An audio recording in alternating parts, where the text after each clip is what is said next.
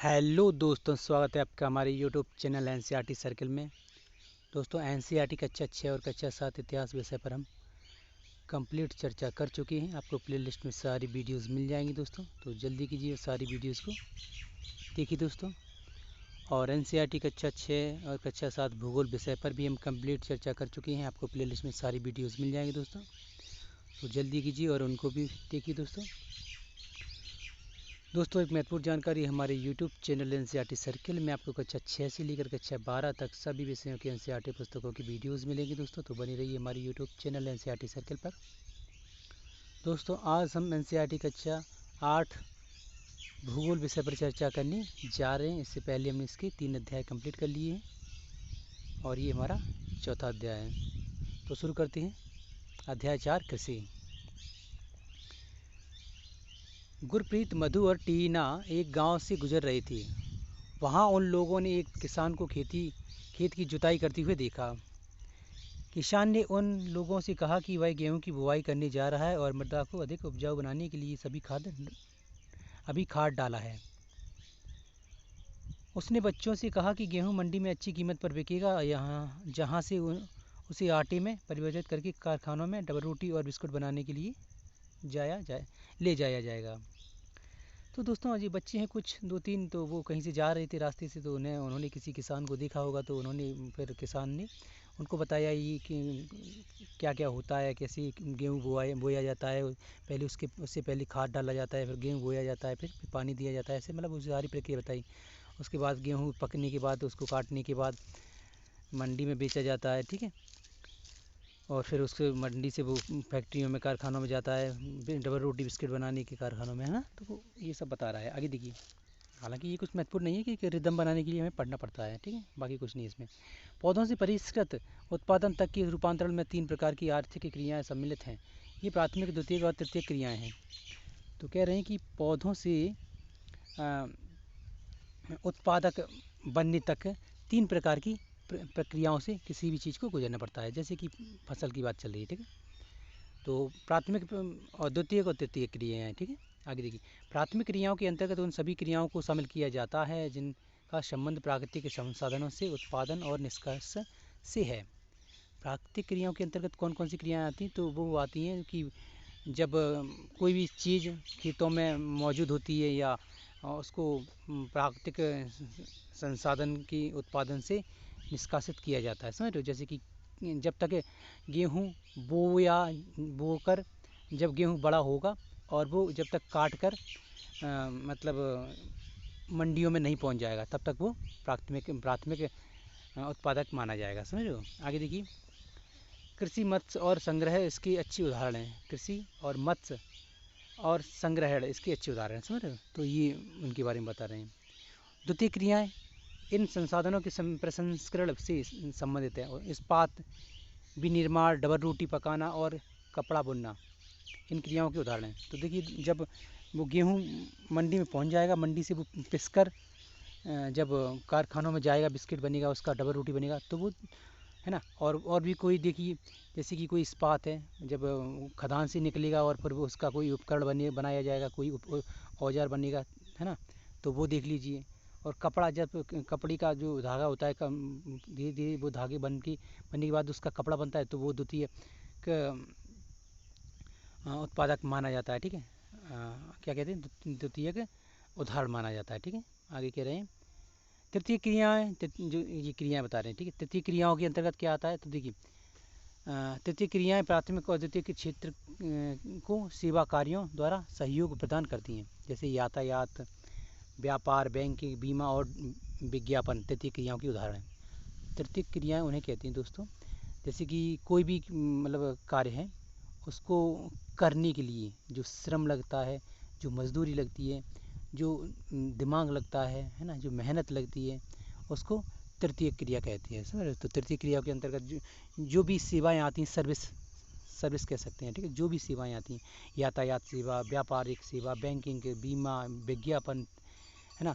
और उद्योग में जो कर्मचारी लगे हुए हैं, उनकी जो काम है, वो सब तृतीय क्रियाओं के अंतर्गत आता है, ठीक है। समझ गया ना। तो ये आप अच्छे से समझना। आगे देखिए। कृषि एक प्राथमिक क्रिया है। कृषि एग्रीकल्चर एक प्राथमिक क्रिया है, ठीक है। फसलों, फलों, सब्जियों, फूलों को उगाना और पशुधन पालना इनमें शामिल है। प्राथमिक क्रियाओं के अंतर्गत क्या क्या आता है, तो फसलें हैं, फल फूल सब्जियां उगाना, पशु पालन करना, ये सब है ना। वनों में जो भी कार्य होते हैं वो सब करना, ठीक है। तो ये सब प्राथमिक क्रियाओं के अंतर्गत आता है। आज देखिए, विश्व में 50% लोग कृषि से संबंधित क्रियाओं में संलग्न हैं।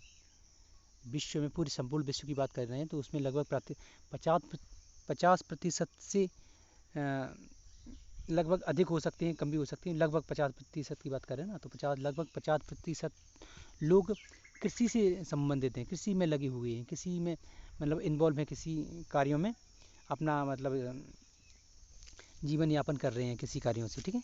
आगे देखिए, हाँ, भारत में 2/3 जनसंख्या अब तक कृषि से पर निर्भर है। भारत में 2/3 जनसंख्या अभी भी कृषि से संबंधित है, कृषि पर निर्भर है, कृषि में लगी हुई है, कृषि में मतलब कार्य कर रही है ना। आगे देखिए, अनुकूलन स्थलाकृति, मृदा और जलवायु कृषि क्रियाओं के लिए अनिवार्य हैं। अनुकूल स्थलाकृतियाँ, जैसे कि पर्याप्त, जैसे कि कोई फसल है उसके लिए उपयुक्त, उचित, अच्छी किस्म की जो स्थल आकृति होती है ना, भूमि, और मृदा जलवायु कृषि क्रियाकलापों के लिए अनिवार्य है। कृषि कार्यों के लिए किन किन चीज़ों की आवश्यकता होती है, कौन कौन सी चीज़ महत्वपूर्ण होती है, तो देखिए, अनुकूल स्थलाकृति मतलब उपयुक्त भूमि, अच्छी भूमि है, अच्छी मिट्टी है ना, जलवायु, ठीक है, कृषि क्रियाकलापों के लिए महत्वपूर्ण है।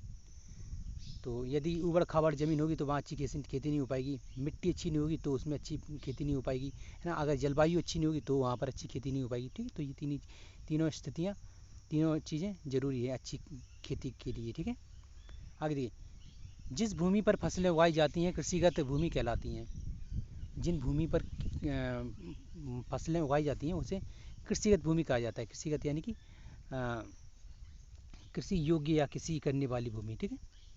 आगे आप चित्र 4.1 आप मानचित्र में देख सकते हैं कि कृषि क्रियाकलाप विश्व की उन्हीं प्रदेशों में संकेंद्रित है जहां फसल उगाने के लिए उपयुक्त कारक विद्यमान है, ठीक है। तो ये चित्र दिखाया गया है, कहीं ऊपर है या नीचे पता नहीं, देखना पड़ेगा, नीचे है, ठीक है। ये देखिए, ये अच्छे कृषि के क्षेत्र है दोस्तों, ठीक है, ठीक है। तो ये कृषिगत भूमि का विश्व भर में वितरण। भारत का लगभग संपूर्ण ही क्षेत्र अच्छी खेती के लिए माना जाता है, ठीक है। राजस्थान का जैसलमेर वगैरह ये क्षेत्र छोड़ने के बाद, ठीक है। और बाकी ये देखिए, यहाँ आप जितना हरा हरा देख रहे हैं ना, ये सभी क्षेत्र कृषि के लिए उपयुक्त माना जाता है, ठीक है। आगे देखिए, कुछ छूट रहा है, इसको देख लेते हैं। हाँ, नहीं छूट रहा है, या ये छूट रहा था। शब्द उत्पत्ति, एग्रीकल्चर शब्द की उत्पत्ति लैटिन शब्दों एगर या एग्री जिसका अर्थ मृदा और कल्चर जिसका अर्थ कृषि करने से हुआ है, ठीक है। तो ये कुछ ज़्यादा महत्वपूर्ण नहीं है, फिर भी आप देख लेना, ठीक है। किसी एग्रीकल्चर शब्द की उत्पत्ति कैसे हुई, कहाँ से हुई, ठीक है। तो ये लैटिन भाषा से हुई है, जिसका अर्थ होता है मृदा और या कल्चर, ठीक है। तो ये वैसे कुछ खास नहीं है ना, फिर भी देख लेना, ठीक है दोस्तों। आगे देखिए, क्या आप जानते हैं, तो देखिए, एग्रीकल्चर कृषि मृदा की जुताई, फसलों को उगाना और पशुपालन का विज्ञान एवं कला है। इसे खेती भी कहती हैं, ठीक है। एग्रीकल्चर को खेती भी कहती हैं। सेरीकल्चर रेशम उत्पादन, रेशम के कीटों का वाणिज्यिक पालन, यह कृषक की आय में पूरक हो सकता है। तो सेरीकल्चर क्या होता है, तो रेशम के कीड़ों को पालने वाला मतलब एक कृषि कार्य है, उसको सेरीकल्चर कहते हैं, ठीक है। पिसीकल्चर मत्स्य पालन, विशेष रूप से निर्मित तालाबों और पोखरों में मत्स्य पालन करना, ठीक है। तो ये सिपीकल्चर कहलाता है, ठीक है। तो ये खेती बाड़ी, विभिन्न प्रकार की खेतियाँ हैं, ठीक है दोस्तों। आगे देखिए,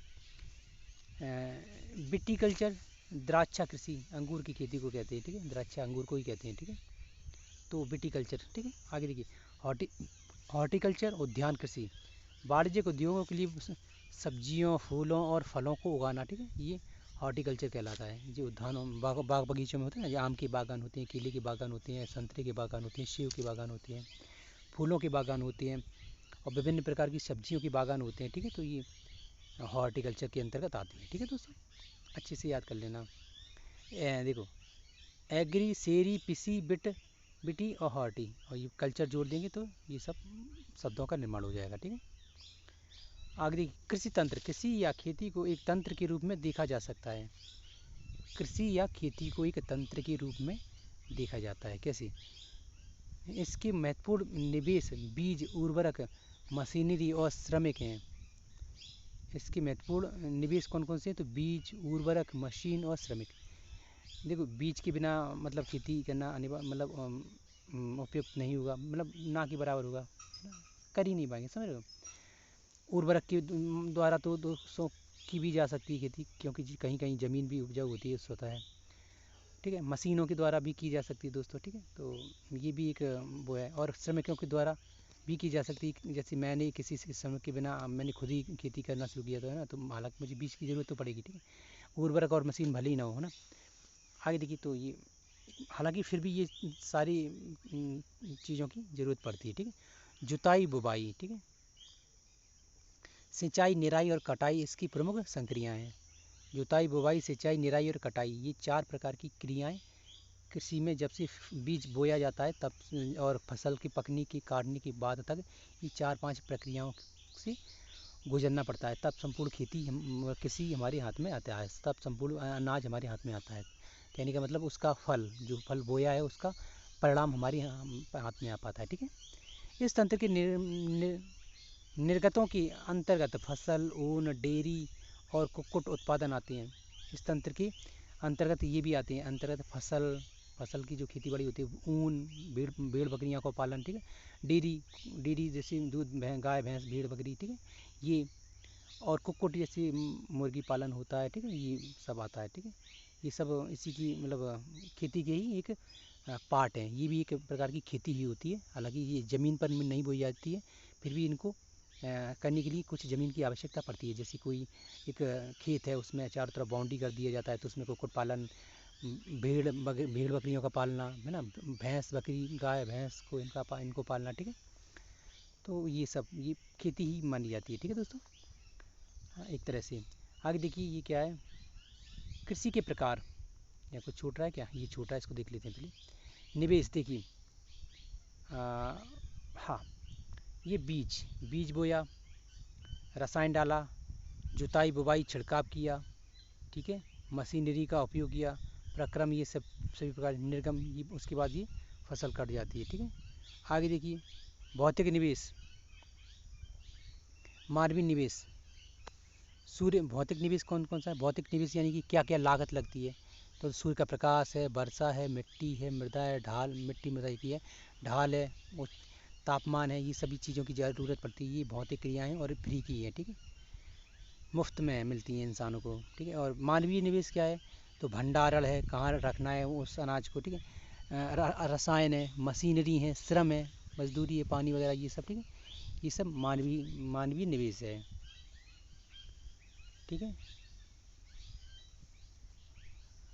तो ये देखिए, यहाँ पर भी निवेश, ये मशीन, बीज, रसायन, ये निवेश हैं, और प्रक्रम, ये क्या क्या क्रिया कर रहा है ये। ठीक है, ठीक है, ये मशीन को लगाकर पानी छिड़क रहा है, और क्या रसायनों को छिड़क रहा है। ठीक है, और निर्गत है, फसल प्राप्त हो गई। ठीक है, देखिए, सिंचाई, निराई और कटाई इसकी कुछ संक्रियाएँ हैं। इस तंत्र की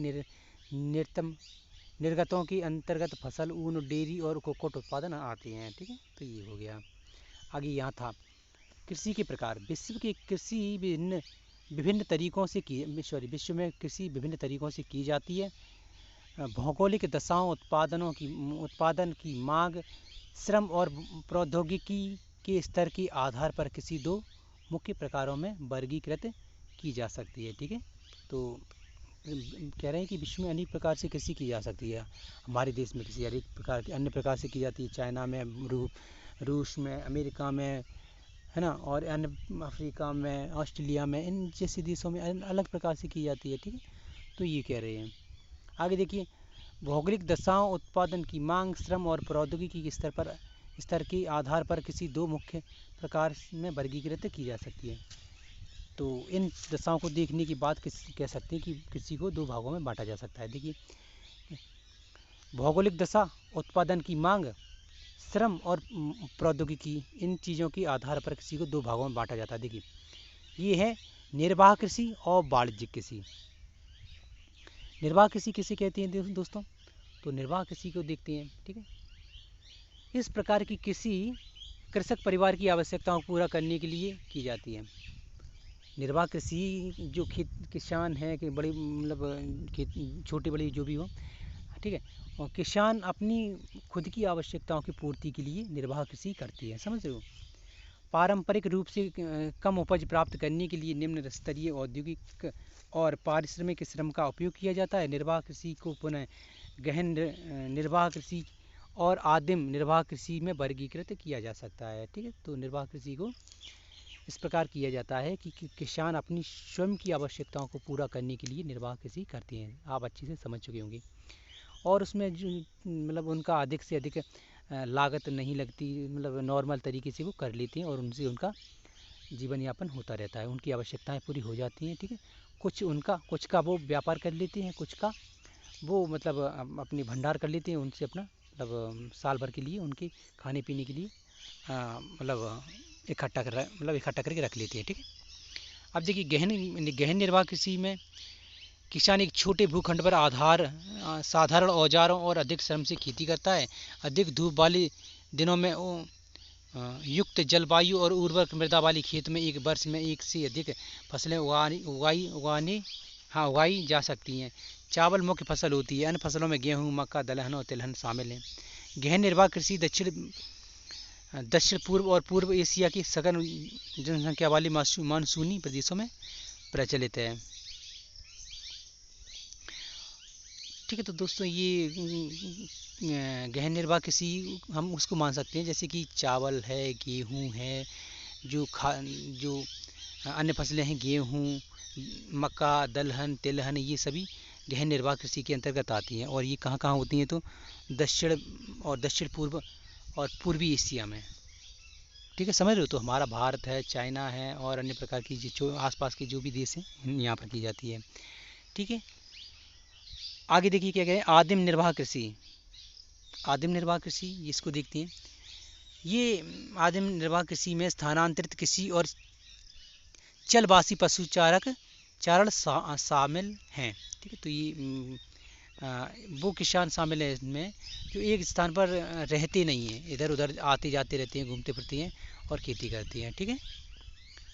तो इसको छोड़ रहा था, इसलिए मतलब छूट रहा था, इसको देख लेते हैं। रोचक जानकारी, जैविक कृषि इस प्रकार की कृषि में रासायनिक खादों के स्थान पर जैविक खादों और प्राकृतिक पीड़कनाशी का उपयोग किया जाता है। फसलों के उत्पादन बढ़ाने के लिए कोई आनुवंशिक रूपांतरण नहीं किया जाता। तो ये जैविक कृषि में कोई अलग प्रकार की विशेष खाद का उपयोग नहीं किया जाता, बस इतना है, ठीक है। उनमें विशेष प्रकार की खाद नहीं, जैसे आज में नई प्रकार की खाद उपयोग की जाती है ना, वो नहीं होता। ये मतलब देसी खाद का उपयोग करते हैं, ठीक है, बस आज उसके बाद कुछ नहीं है। आगे देखिए क्या है, हाँ, स्थानांतरित कृषि अमेजन बेसिन के सघन वन क्षेत्रों, उष्णकटिबंधीय अफ्रीका, दक्षिण पूर्वी एशिया और उत्तर पूर्वी भारत के भागों में प्रचलित है। ये भारी वर्षा और वनस्पति के तीव्र पुनर्जनन वाले क्षेत्र हैं।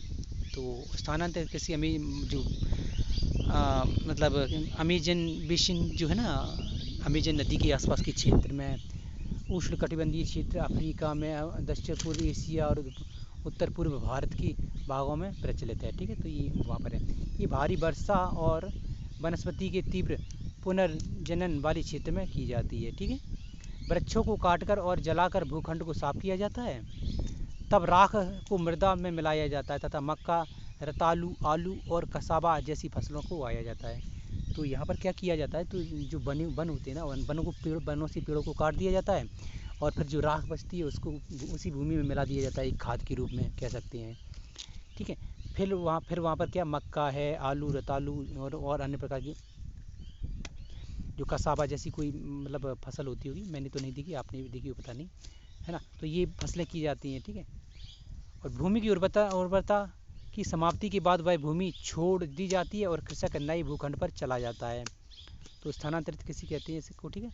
एक स्थान पर की, कुछ समय बाद वहाँ पर उसको छोड़ दिया, दूसरे स्थान पर की, ठीक है। ये आगे देखिए, स्थानांतरित कृषि को कर्तन एवं दहन कृषि के रूप में भी जाना जाता है। कर्तन एवं दहन कृषि के रूप में, झूमर कृषि भी कहते हैं इसको, झूम खेती, ठीक है। क्या आप जानते हैं स्थानांतरित कृषि विश्व के विभिन्न भागों में विभिन्न नामों से जानी जाती है। झूमिंग कृषि देखिए उत्तर पूर्वी भाग में, उत्तर पूर्वी भाग में यानी कि ईस्ट नॉर्थ ईस्ट जैसे क्षेत्रों में, ठीक है।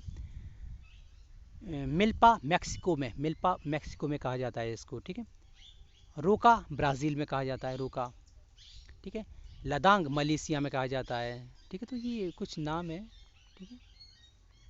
आगे देखिए, चलबासी पशुचारण, सहारा की अर्ध उष्ण सहारा की अर्ध शुष्क और शुष्क प्रदेशों में, मध्य एशिया और भारतीय कुछ भागों जैसी राजस्थान एवं जम्मू कश्मीर में प्रचलित है चलबासी पशुचारण, ठीक है।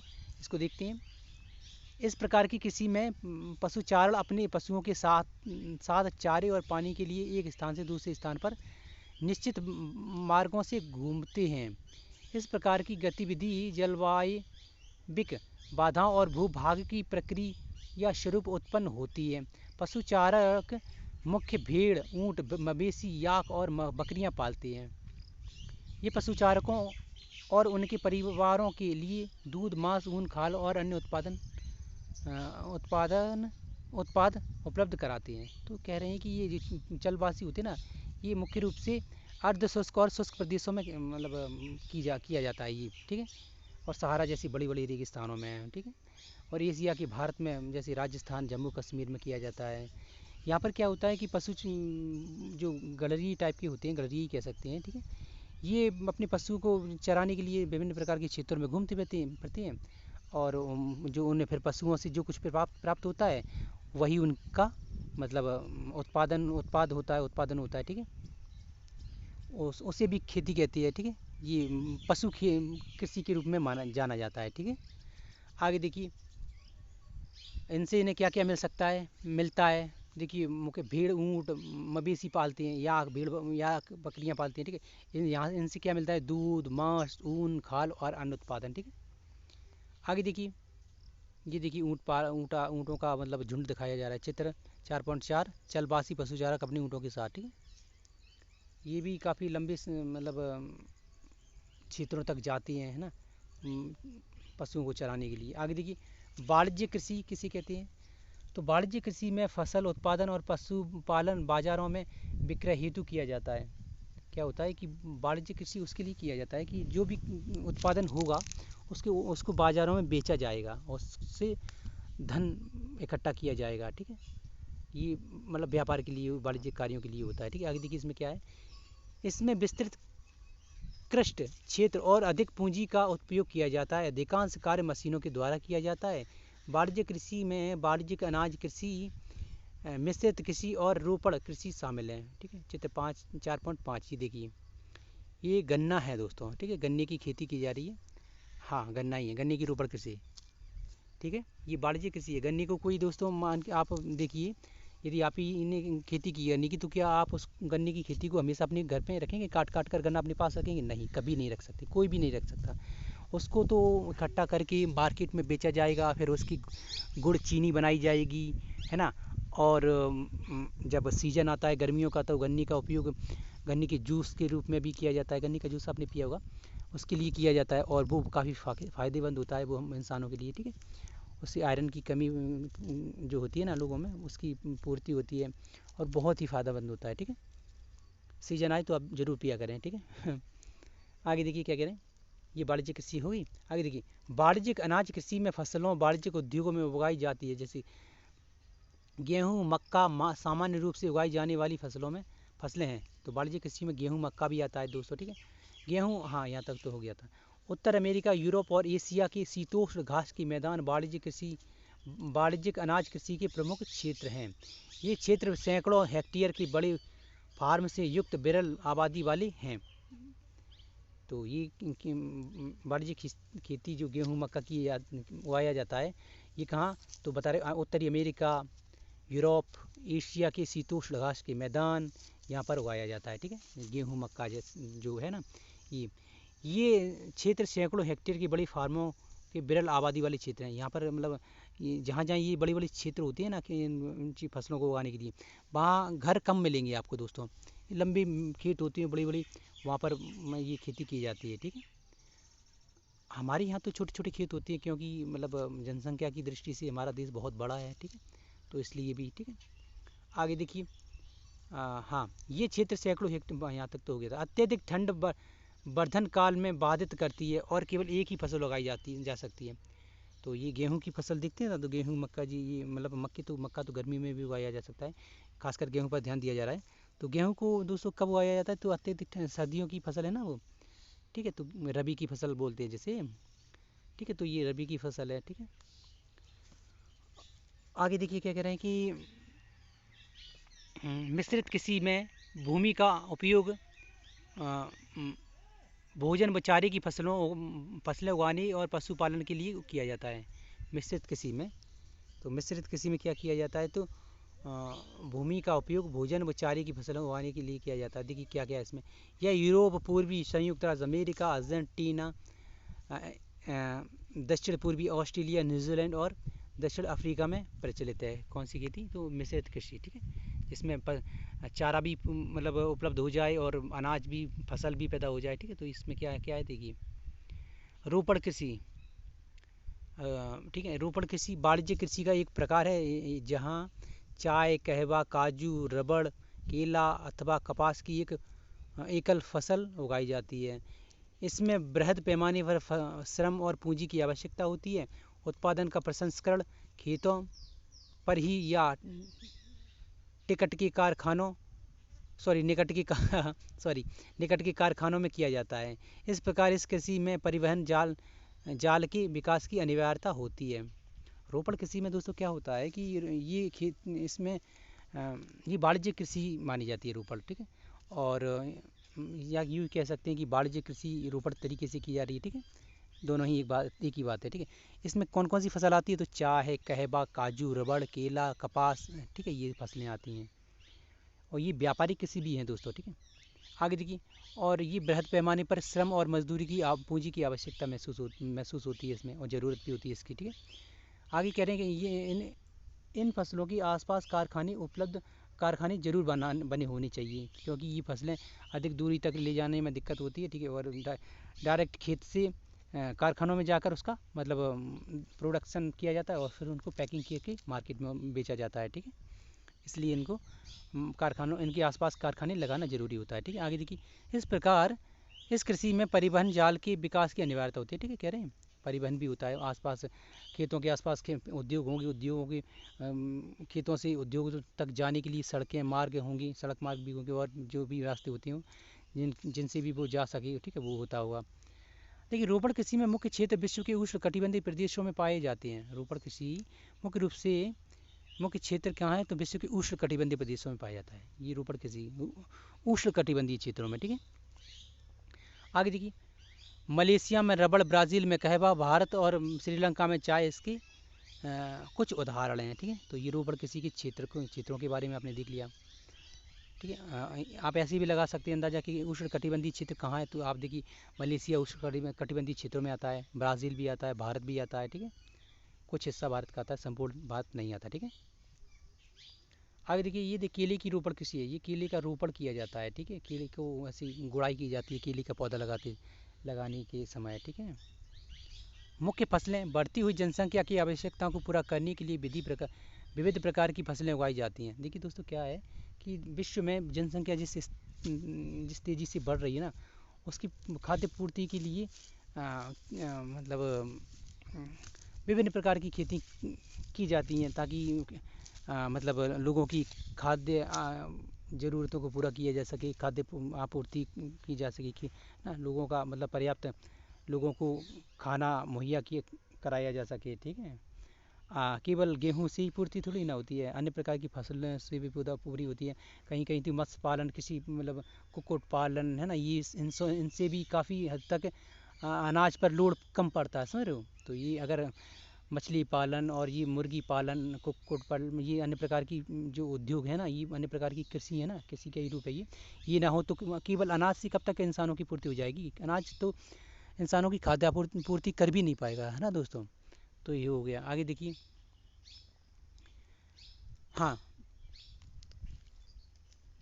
कह रहे हैं कि फसलें कृषि आधारित उद्योगों के लिए कच्ची माल की आपूर्ति होती है कि गेहूँ, चावल, मक्का और बाजरा मुख्य खाद्य फसलें हैं। गेहूँ, चावल, मक्का, बाजरा ये मुख्य खाद्य फसलें हैं। इनकी रोटियां बनाई जाती हैं, ब्रेड बनाई जाती हैं, ठीक है, और अनेक प्रकार की मतलब जो प्रोडक्शन बनाई जाती हैं जिनको इंसान इनडायरेक्ट उपयोग करता है, ठीक है, डायरेक्ट इनडायरेक्ट जैसे भी करता हो। जैसे कि कभी मक्का का भुट्टा वैसे ही चबाया जाता है, मतलब खाया जाता है भून कर, है ना, भून कर, ठीक है, और कभी कभी मक्की का पॉपकॉर्न बना लिए जाते हैं, तो इनडायरेक्ट यूज़ कर रहा है, ठीक है, ये बता रहे हैं। गेहूं का डायरेक्ट रोटियां बनाई जा सकती हैं आटा पीस कर, और उन्हीं का फैक्ट्रियों में जाकर वो उनका फिर ब्रेड बनता है, तो वो इनडायरेक्ट यूज़ कर रहा है, ठीक है। तो ये बोल रहे हैं, और कुछ नहीं है ना। आगे देखिए, हाँ, जूट और कपास रेशेदार फसलें, चाय और कहवा मुख्य पेय फसलें। जूट और कपास रेशेदार फसलें, ये इनका भी उपयोग होता है। ये कहीं ना कहीं इंसानों की मतलब आर्थिक ज़रूरतें और इंसानों की मतलब जो वैसी जो कपड़ा वगैरह है, इनकी माध्यम से, इनकी द्वारा ही इंसान उनका उपयोग करता है, ठीक है।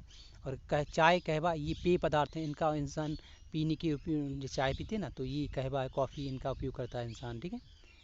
ठीक है, चावल की खेती कर रहे हैं, चित्र 4.7, ठीक है।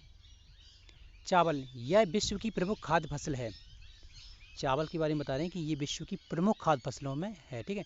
यह उष्ण कटिबंधीय और उपोष्ण कटिबंधीय प्रदेशों का मुख्य आधार है। ये कहाँ पैदा होता है, कहाँ पैदा किया जाता है, तो उष्ण कटिबंधीय और उपोष्ण कटिबंधीय प्रदेशों में, ठीक है। चावल के लिए उच्च तापमान, अधिक आर्द्रता एवं वर्षा की आवश्यकता होती है। चावल के लिए किस तापमान की आवश्यकता होती है, किस माहौल की आवश्यकता होती है, तो उच्च तापमान, अधिक तापमान हो, ठीक है, अधिक आर्द्रता, जो नमी होती है ना, आर्द्रता मतलब हीट जैसा माहौल होता है ना, एक उमस कहते हैं, ठीक है, एवं वर्षा की आवश्यकता होती है। वर्षा अगर कम होगी तो चावल पर थोड़ा असर पड़ेगा, ठीक है। उसमें क्या है, चावल की जो खेत होते हैं ना, वहाँ पानी हमेशा भरा रहना चाहिए, ठीक है, आपने देखा भी होगा दोस्तों, ठीक है। यह फसल चीका युक्त जलोढ़ मृदा जिसमें जल रोकने की क्षमता हो में सर्वोच्च ढंग से बढ़ती है। मैंने कहा ना कि उस चावल की खेतों में हमेशा पानी भरा रहना चाहिए, तो वही बताया ना, चीका युक्त मिट्टी की ज़रूरत पड़ती है, ठीक है। जलोढ़ मिट्टी जो जल को मतलब सोखे ना, जल को मतलब रोक के रखे, ठीक है। जैसे कि मतलब कहीं पानी डाल दिया जाए तो वहाँ पानी बना रहे, काफ़ी लंबे समय तक टिका रहे, ठीक है। आगे देखिए, हाँ, मैं सर्वोच्च, हाँ, यहाँ का कह रहे हैं हो क्षमता हो में सर्वोच्च ढंग से बढ़ती है, ठीक है, यहाँ तक तो हो गया। चीन चावल उत्पादन में अग्रणी है। विश्व में चीन है ना जो देश, ये चावल उत्पादन में नंबर 1 पर माना जाता है। कभी कभी और अन्य देश भी आ सकते हैं, वैसे मुख्य रूप से हमेशा यही अग्रणी रहता है, ठीक है। आगे देखिए, इसके बाद क्रमशः भारत, जापान, श्रीलंका और मिस्र हैं। तो देखिए, भारत का नंबर दूसरा है चावल उत्पादन में, ठीक है दोस्तों। अनुकूल जलवायिक दशाओं जैसे पश्चिमी बंगाल और बांग्लादेश में एक वर्ष में 2 से 3 फसलें उगाई जाती हैं चावल की। देखिए दोस्तों, बांग्लादेश और जो पश्चिम बंगाल है ना, यहाँ पर एक साल में 2 या 3 फसलें उगाई जाती हैं चावल की। अब देखिए कैसी करते होंगे, ठीक है। तो वहाँ का माहौल है, वहाँ की जलवायु ऐसी है, वहाँ पर मौसम ऐसा है कि आराम से उगाया जा सकता है, हाँ। आगे देखिए, अब हम अपनी क्षेत्र में मध्य भारत में थोड़ी ना ऐसा कर पाएंगे। आगे देखिए, गेहूँ के बारे में देखते हैं। गेहूँ की फसल देखिए, चित्र 4.8। गेहूँ का सरिया कर्तन, ये गेहूँ की कटाई हो रही है दोस्तों, ठीक है, मशीनों द्वारा। गेहूँ के वर्धन काल में मध्यम तापमान एवं वर्षा को शस्य कर्तन, फसल की कटाई के समय तेज धूप की आवश्यकता होती है। कह रहे हैं कि गेहूँ के लिए मध्यम तापमान और वर्षा की आवश्यकता होती है, और जब कटाई हो गेहूँ की तब तेज धूप की आवश्यकता होती है। जैसा कि आप जानते ही हैं, इसको क्या पढ़ना, आप सभी जानते हैं। पढ़ना तो ज़रूरी है, लेकिन फिर भी हम नहीं पढ़ें तो भी कोई मतलब दिक्कत नहीं होगी, है ना, क्योंकि सब जानते हैं किस समय कटता है, किस समय बोया जाता है ना। आगे देखिए, इसका विकास अपवाहित दोमट मृदा में सर्वोच्च ढंग से होता है। अब दोमट मिट्टी होती है ना, दोमट या दोमटी की बात है, उस मिट्टी में सबसे अच्छी खेती की जा सकती है गेहूँ की, ठीक है।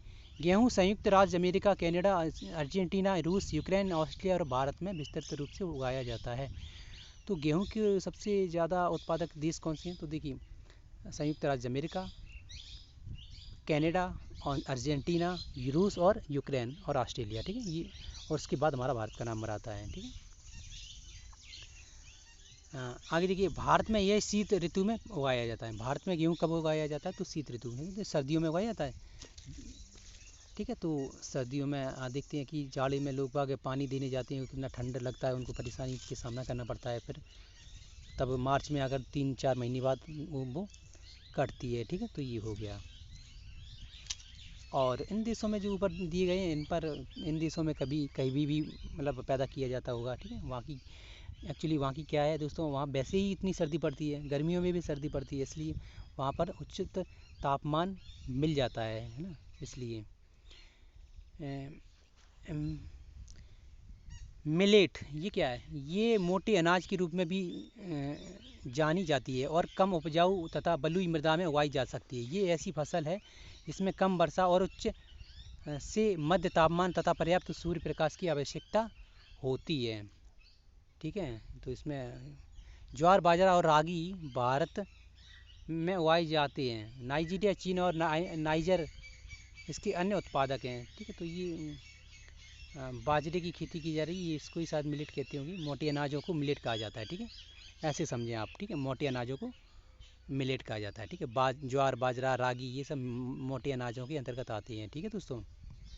आप समझ गए होंगे ना। इसके लिए मध्यम तापमान, पर्याप्त सूर्य का प्रकाश है और मतलब मृदा बालुई मिट्टी की ज़रूरत पड़ती है, जैसे कि आप समझ रहे हैं, बालू मिट्टी, जैसे कि उसमें मतलब जल की पर्याप्त ज़रूरत नहीं पड़ती, कहने का तात्पर्य है। जिस मिट्टी में जल की ज़रूरत नहीं होगी तो उसे बालू मिट्टी कहते हैं, और बालू मिट्टी के लिए बालू मिट्टी में ये होता है, ठीक है। ये मोटे अनाज, ठीक है। बाजरे की किस खेती देखिए, ये मक्का देखते हैं, मक्का की खेती। इसके लिए मध्यम तापमान, वर्षा और अधिक धूप की आवश्यकता होती है, ठीक है। इससे सुअपवाहित उपजाऊ मृदा की आवश्यकता होती है। मक्का उत्तरी अमेरिका, ब्राज़ील, चीन, रूस, कनाडा, भारत और मैक्सिको में उगाई जाती है मक्का, ठीक है। तो मक्का के लिए भी देखिए दोस्तों, सबसे प्रमुख देश कौन सा है? तो उत्तरी अमेरिका है, ब्राज़ील है, चाइना है, रूस है और कनाडा, उसके बाद भारत, उसके बाद मैक्सिको, ठीक है। और मक्का किस भूमि पर उगाया जाता है? तो इसके लिए क्या है, मध्यम तापमान और अधिक धूप की ज़रूरत पड़ती है, और ये सुअपवाहित उपजाऊ मृदा की ये आवश्यकता होती है। तो मतलब नॉर्मल मिट्टी हो, जो जैसे कि होती है आम जगह पर, ठीक है। क्या या ऐसे कह सकते हैं कि इसको मतलब अधिक मतलब ठंडे प्रदेशों में नहीं उगाया जा सकता, ठीक है। उगाने को कहीं भी अनेक प्रकार की किस्में होती हैं, तो वो कहीं भी उगाई जा सकती हैं, ठीक है। लेकिन फिर भी अधिक मतलब ज़्यादा ठंडी माहौल की ज़रूरत नहीं पड़ती है, ठीक है। हाँ, ऐसे समझें। सॉरी, यहाँ पर मैंने गलत बोल दिया। ठंडी प्रदेशों कहीं पर भी उगाया जा सकता है, ठीक है। मिट्टी और उसकी तापमान पर निर्भर नहीं करता ये, ठीक है। आप अच्छे से समझ लें, बस कुछ नहीं है। थोड़ा बाई मिस्टेक मैंने क्या बोल दिया, ठीक है। गर्मियों में मक्का देखिए, अब मैं इसलिए कंफ्यूज हूँ, मैं इसलिए इसको बोल रहा था। देखिए, रूस में भी उगाया जाता है, ठीक है, और ऑस्ट्रेलिया में भी उगाया जाता है, अफ्रीका में भी मक्का पैदा किया जाता है, ठीक है, और मैक्सिको और कनाडा में भी उगाया जाता है। तो ये कहने का तात्पर्य अनेक अनेक प्रकार की किस्में होती हैं, तो उन्हें कहीं भी उगाया जा सकता है, ठीक है। आप ऐसे समझें। चित्र 4.10 मक्के की खेती हो रही है, ठीक है। क्या आप जानते हैं मक्का को कॉर्न के नाम से भी जाना जाता है? विश्व में इसकी विभिन्न रंग बिरंगी प्रजातियाँ हैं। तो देखिए दोस्तों, इसी चीज़ के बारे में बता रहे थे। तो ये कहीं भी किसी भी प्रकार की वातावरण में पैदा किया जा सकता है, ठीक है। कपास, इसकी वृद्धि के लिए उच्च तापमान, हल्की वर्षा, 200 से 210 पाला रहित दिन और तेज चमकीली धूप की आवश्यकता होती है। तो कपास की दोस्तों अधिक धूप और हल्की वर्षा, उच्च तापमान, इस चीज़ों की आवश्यकता होती है कपास को उगाने के लिए, ठीक है। यह काली और जलोढ़ मृदा में सर्वोत्तम उगती है। चीन, संयुक्त राज्य अमेरिका, भारत, पाकिस्तान, ब्राज़ील और मिस्र कपास के अग्रणी उत्पादक हैं। ठीक है, यह सूती वस्त्र उद्योगों के लिए एक महत्वपूर्ण कच्चा माल है। ठीक है, कपास की खेती। तो ईस्ट इंडिया कंपनी जिस समय हमारे भारत में देश में आई थी, उस समय कपास की खेती हमारे देश में बहुत अधिक मात्रा में उन्होंने करवाई थी। ठीक है, जोर जबरदस्ती। ठीक है, क्योंकि वस्त्रों के निर्माण में इंग्लैंड बहुत आगे निकलना चाहता था और निकल भी गया था। ठीक है, उससे पहले हमारा भारत था। भारत के कपड़े विश्व में अनेक, यूरोप में खासकर बहुत पसंद किए जाते थे, है ना। आप इतिहास पढ़ लें। ठीक है, इसके लिए मैंने थोड़ा बता दिया। आगे देखिए, ताकि आपको इंटरेस्ट हो और आप इतिहास पढ़ें, इसलिए मैंने बताया दोस्तों, है ना। बहुत बेहतरीन तरीके से बताया गया है, आप जाकर देख सकते हैं। मैं दोस्तों ऐसा नहीं होता कि आधी अधूरी बात बता दें और फिर आप कंफ्यूज रहें। भले ही वीडियो बड़ा हो जाए दोस्तों, लेकिन अच्छा समझ में आना चाहिए। ठीक है, पटसन, इसको सुनहरा रेशा के रूप में जाना जाता है। यह जलोढ़ मृदा में अच्छी ढंग से विकसित होता है और इसे उच्च तापमान, भारी वर्षा और आर्द्र जलवायु की आवश्यकता होती है इसको उगाने के लिए। यह फसल उष्णकटिबंधीय क्षेत्रों में उगाई जाती है। भारत और बांग्लादेश पटसन के अग्रणी उत्पादक हैं। पटसन दोस्तों कहाँ उगाया जाता है? इसे सुनहरा रेशा कहा जाता है। यह जलोढ़ मृदा में उगाया जाता है। इसके लिए उच्च तापमान, भारी वर्षा और आर्द्र जलवायु की आवश्यकता होती है। यह फसल उष्णकटिबंधीय क्षेत्रों में उगाई जाती है। भारत और बांग्लादेश में पटसन का अग्रणी उत्पादक देश हैं। ठीक है, तो आप अच्छे से देख लें इसको। ठीक है, पटसन मुख्य रूप से बांग्लादेश में होता है। ठीक है दोस्तों, बांग्लादेश हमेशा अग्रणी रहा है पटसन के मामले में। ठीक है, कॉफ़ी, इसके लिए गर्म एवं आर्द्र जलवायु और अपवाहित दोमट मृदा की आवश्यकता होती है। इस फसल की वृद्धि के लिए पर्वतीय ढाल अधिक उपयुक्त होती हैं। इसके लिए पर्वतीय ढाल अधिक उपयोगी होती है। ठीक है, ब्राज़ील कॉफ़ी का अग्रणी उत्पादक देश है। ब्राज़ील में सबसे अधिक और सबसे अच्छी किस्म की कॉफ़ी पैदा की जाती है दोस्तों। ठीक है, और इसके लिए क्या, तो गर्म एवं आर्द्र जलवायु की ज़रूरत होती है। ठीक है, और क्या कहें, इसके पश्चात कोलंबिया और भारत है। ठीक है, सबसे पहले नंबर पर आता है ब्राज़ील कॉफ़ी के मामले में, उसके बाद कोलंबिया और उसके बाद भारत। ठीक है, ये कॉफ़ी की कृषि है। ठीक है, कॉफ़ी ऐसी की जाती है। ठीक है, मैंने तो कॉफ़ी का पेड़ भी नहीं देखा, आज देखा है इसमें। रोचक तथ्य, कॉफ़ी के पौधों की खोज किसने की? कॉफ़ी की खोज के विषय में विभिन्न कहानियाँ प्रचलित हैं। लगभग 850 ईस्वी में कालदी नाम का एक अरब वासी जो बकरी चराने वाला था, उसने अपनी बकरियों की अनोखी उछल कूद और हरकतों को देख कर परेशान था। एक दिन उसने भी क्या कह रहे हैं, उस सदाहरित पौधे की फलियों को चबाकर देखा। उसने उसकी बकरियां प्रतिदिन खाया करती थी। उसे आनंद के भाव का अनुभव करने के बाद अपनी खोज के विषय में संसार को बताया। तो दोस्तों, कॉफ़ी की खोज कैसे हुई? देखिए, एक अरब चरवाह था, अरब बकरी चराने वाला, 850 साल पहले की बात है। तो वो अरब चरवाहा था, वो भेड़ बकरियाँ चरा रहा था अपना। तो आए दिन उसकी भेड़ बकरियाँ एक पौधे को खाती थी। मतलब उसकी पौधा होगा, काफ़ी झाड़ होगा, बड़ा लंबा चौड़ा क्षेत्र में, है ना। तो वो भेड़ बकरियाँ खाती थी और भेड़ बकरियाँ काफ़ी उछल कूद करती थी, यानी कि उत्साह से भर जाती होंगी। ठीक है, तो उसने देखा कि भाई ये कौन सा पौधा है, काफ़ी उत्साह, अच्छा महसूस कर रही हैं हमारी भेड़ बकरियाँ। तो फिर उसने उस पेड़ की कुछ फलियों को खुद भी खाया, तो उसे भी अच्छा लगा, वो भी आनंदित हो गया। तो इस तरह से उसने बताया कि उसने संपूर्ण दुनिया को बताया, अन्य लोगों को बताया होगा इसके बाद, और भी अन्य लोग इससे, पूरी दुनिया धीरे धीरे इससे परिचित हुई। तो कॉफ़ी दोस्तों काफ़ी पीने के बाद एक एनर्जेटिक महसूस करते हैं, काफ़ी ऊर्जावान महसूस करते हैं। ठीक है, तो ये हो गई थी ऐसे धोखे में बाई मिस्टेक हो गई कॉफ़ी की खोज, है ना। आगे देखिए क्या है, चाय, बागानों में उगाई जाने वाली एक पेय फसल है चाय। ठीक है, इसकी कोमल पत्तियों की वृद्धि के लिए ठंडी जलवायु और वर्ष भर वितरित उच्च वर्षा की आवश्यकता होती है। इसके लिए सुअपवाहित दुमट मृदा और मंद ढाल की आवश्यकता होती है। पत्तियों को चुनने के लिए अधिक संख्या में श्रमिकों की आवश्यकता होती है।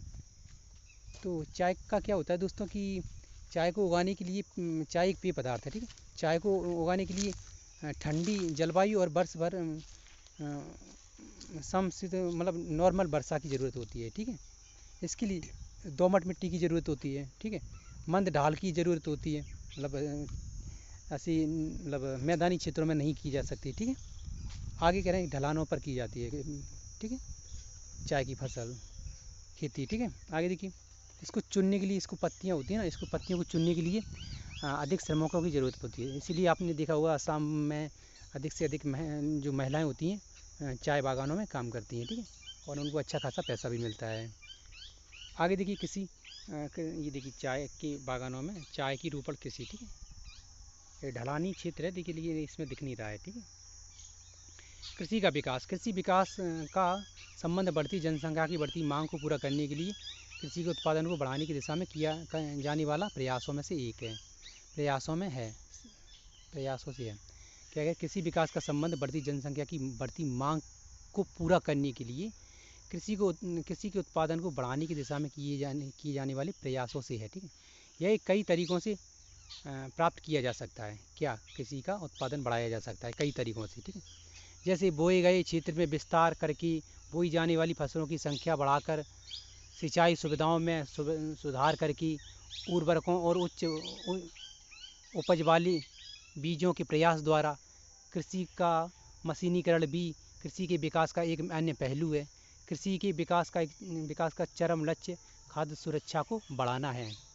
कृषि में जो भी विकास किया जाता है उसका एक ही लक्ष्य है मुख्य रूप से कि खाद्य पदार्थों को और मतलब बढ़ाना, ठीक है, और अधिक से अधिक जनसंख्या की मतलब खाद्य पूर्ति को पूरा करना, ठीक है। जो भी जनसंख्या की डिमांड है खाद्यान्नों को लेकर उसको पूरा करना है, ठीक है। इसीलिए आए दिन अनेक प्रकार की स्कीम योजनाएं चलाई जाती हैं सरकार के द्वारा, ताकि अधिक से अधिक कृषकों को फ़ायदा हो और अधिक से अधिक खाद्य आपूर्ति हो, मतलब खेती पैदा हो, मतलब अनाज पैदा हो सके, है ना, खेतों में, और उससे बढ़ती हुई जनसंख्या को पर्याप्त मतलब खाद्यान्न की पूर्ति की जा सके, है ना। तो ये उपाय बताए गए हैं किस मतलब खाद्य आपूर्ति मतलब खाद्यान्नों की मतलब फसल को अधिक से अधिक पैदा किया जा सकता है, ठीक। कृषि का विकास विश्व के विभिन्न भागों में विभिन्न गतियों से हुआ है। अधिक जनसंख्या वाली विकासशील देश अधिकतर गहन कृषि करती हैं, जहाँ छोटी जोतों पर सामान्यतः जीविकोपार्जन के लिए फसलें उगाई जाती हैं। बड़ी जोतों वाणिज्यिक कृषि के लिए अधिक उपयुक्त होती हैं, जैसे संयुक्त राज्य अमेरिका, कनाडा और ऑस्ट्रेलिया। कह रहे हैं कि छोटी जोतों यानी छोटे छोटे खेतों वाले क्षेत्रों में क्या होता है कि वो लोग अपनी स्वयं की आवश्यकताओं को पूरा करने के लिए खेती करती हैं, जिनसे वो अपनी स्वयं की मतलब जीवन यापन कर सकें ना। और बड़ी बड़ी जोतों में क्या होता है तो वो मतलब विश्व स्तर पर उसका सप्लाई कर सकें, व्यापार कर सकें ना। तो इनमें भी ये वाणिज्यिक कृषि के लिए अधिक उपयुक्त होता है, ठीक है, समझ रहे हो ना। तो छोटे छोटे खेत तो वो अपनी स्वयं की आवश्यकता मैं उदाहरण ले रहा हूँ। आपके पास बहुत बड़े खेत हैं और मेरे पास छोटा सा खेत है, तो मैं अगर खेती करूँगा तो उससे क्या होगा, तो मैं उससे जो पैदावार कर पाऊँगा तो अपने खाने पीने के लिए तो पैदा कर पाऊँगा, ठीक है। और आपके पास यदि बड़ा खेत है तो आप उससे क्या करेंगे, तो आप कुछ अनाज अपने पास रख लेंगे जितना आप साल भर आप खा पाएंगे, है ना।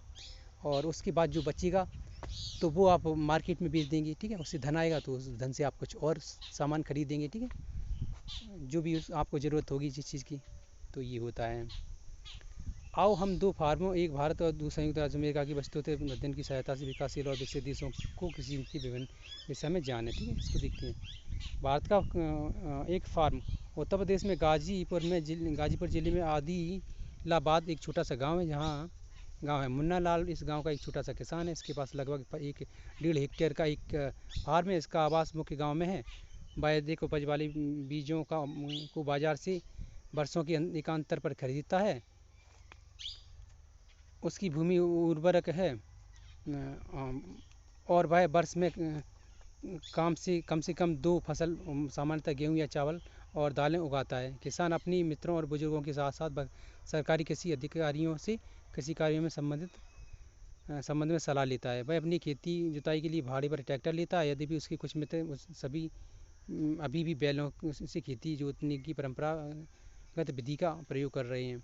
समीर के खेत में एक नलकूप है जिससे वह अपने खेत की सिंचाई के लिए भाड़े पर लेता है। मुन्ना लाल के पास 2 भैंसें और कुछ मुर्गियां हैं। वह निकट के शहर में स्थित सहकारी भंडार में दूध बेचता है। वह वहाँ का एक सदस्य है। सरकारी समिति इसमें जानवरों के लिए चारे के प्रकार, पशुपालन की स्वास्थ्य सुरक्षात्मक उपायों और कृत्रिम गर्भधान से संबंधित भी सलाह देती है। कृषि के विविध कार्यों में परिवार के सभी सदस्य उसकी सहायता करते हैं। कभी कभी वह बैंक या कृषि सहकारी समिति से बीजों की उच्च उपज वाली किस्म और औजारों को खरीदने के लिए ऋण लेता है। वह अनेक उत्पादन और निकट के शहर में स्थित मंडी में बेचता है और अधिकांश किसानों के पास भंडारण की सुविधा की कमी होती है, इसलिए भी बाज़ारों के अनुकूल न होने की पर भी अपनी उत्पादन बेचने के लिए विवश सोचते हैं। हाल ही में वर्षों में सरकार के भंडारण की सुविधाओं के विकास के लिए कुछ कदम उठाए। तो दोस्तों कुछ नहीं है, ये गांव के कुछ लोगों के बारे में बता रहे हैं कि कैसे कैसे वो अपना कृषि पालन करते हैं, कुक्कुट पालन करते हैं और अन्य प्रकार के काम करते हैं, ठीक है, दुग्ध पालन वगैरह करते हैं, ठीक है। किस किस प्रकार की तकनीकों का उपयोग करते हैं, सरकारी योजनाओं का किस प्रकार लाभ लेते हैं, ठीक है, इसको छोड़ देते हैं, ठीक है। ये मतलब मैं उसी प्रकार का ये है, ठीक है। संयुक्त राज्य अमेरिका के फार्म है, ठीक है, और ये भारत का खेत है, ठीक है। ये कीड़ानाशी छिड़काव है। इस अमेरिका जैसे बड़े बड़े देशों में इस तरह से मतलब कीटनाशकों का छिड़काव किया जाता है। हमारे देशों में क्या है, तो मतलब छोटे छोटे खेत होते हैं, इसलिए अलग तरीके से किया जाता है। यहाँ कम हवाई जहाज़ों से किया जाता है, ठीक है। तो बड़े खेतों में तो ऐसा ही करना पड़ेगा ना। ये भी अमेरिका की फार्म हाउस में बड़ी बड़ी मशीनों से काम हो रहा है, ठीक है। तो बस उसमें कुछ नहीं है दोस्तों, ठीक है। मैंने इसको मतलब इसलिए छोड़ दिया, ये मतलब कुछ नहीं है, नॉर्मल बात है, आप इसको पढ़ सकते हैं, ठीक है। ऐसे ऐसे 2 बार देख लें। वीडियो लंबी होने की वजह से मैं सोच रहा हूँ क्यों इसको अधिक लंबा किया जाए, ठीक है। और आगे यहाँ पे कुछ नहीं है दोस्तों, छूट रहा है, मतलब कुछ नहीं है, मतलब ये बच्चों के लिए, ठीक है। तो दोस्तों वीडियो पूरी देखने के लिए धन्यवाद, थैंक यू दोस्तों। हमारी वीडियोज़ को लाइक करें, हमारी वीडियोज़ को शेयर करें, हमारी वीडियोज़ को अधिक से अधिक लोगों तक पहुंचाएं और हमारे यूट्यूब चैनल NCERT सर्किल को सब्सक्राइब करें दोस्तों। थैंक यू, धन्यवाद।